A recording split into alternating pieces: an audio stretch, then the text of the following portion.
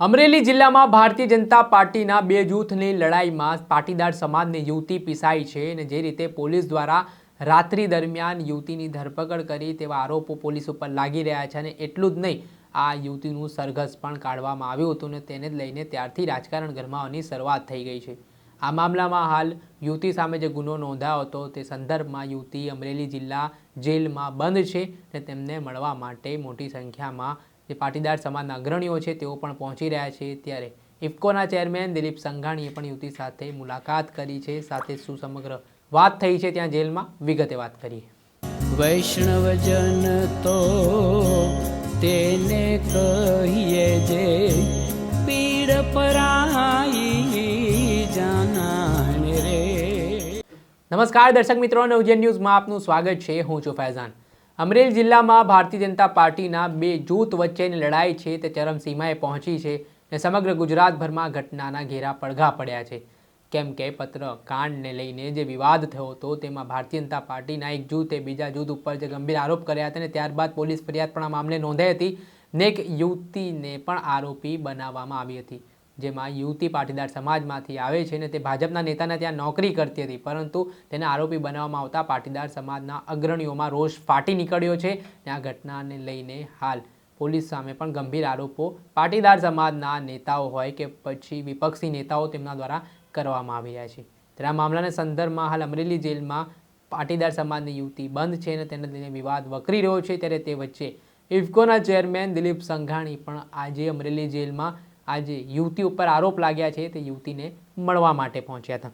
સાથે જ આટલું જ નહીં, તેમની સાથે અમર ડેરીના ચેરમેન અશ્વિન સાવલિયા, અમરેલી ખરીદ વેચાણ સંઘ પ્રમુખ જયંતિ પાનસુરિયા પાટીદાર દીકરીને મળવા માટે પહોંચ્યા હોવાની વિગત સામે આવી છે। સાથે જ દિલીપ સંઘાણીએ આ સમગ્ર મામલાને લઈને મુખ્યમંત્રીને પણ આ ઘટનાની સાચી હકીકત જણાવી હોય તે પ્રકારની વાત તેમના દ્વારા કરવામાં આવી રહી છે।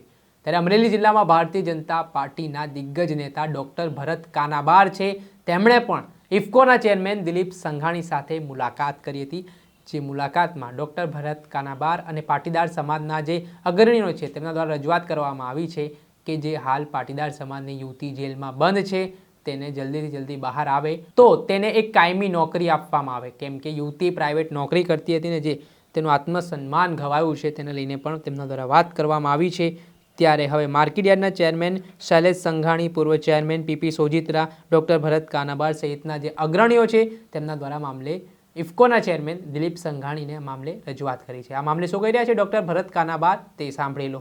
જી સર, છેલ્લા કેટલાક દિવસ દરમિયાન અમરેલીમાં જે ઘટના બની અને એમાં એક પાટીદાર દીકરીને જે કાયદાને પ્રક્રિયામાંથી પસાર થવું પડ્યું અને જેને કારણે સમગ્ર ગુજરાતમાં પાટીદાર સમાજને પણ તમામ સમાજો વ્યથિત થયા અને આ દીકરીની ભૂમિકા પોતે પ્રાઇવેટ જોબ કરતી હતી એના આજીવિકા માટે, એટલે એમનું આજીવિકાનું કાયમ એક મેન્ટેન થાય, એના કુટુંબને સહારો મળી રહે એટલે માટે બધા અમરેલીના બધા આગેવાનો, બધા પાટીદાર આગેવાનોને બધા લોકો દિલીપભાઈને મળ્યા અને સરકારી ક્ષેત્રમાં ક્યાંય પણ એમને સમાવી લઈને એમની કાયમી ધોરણે આજીવિકા બરાબર થાય ચોક્કસપણે એવું રીતે એમને વિનંતી કરી અને દિલીપભાઈએ આ વિનંતીનો સ્વીકાર કર્યો।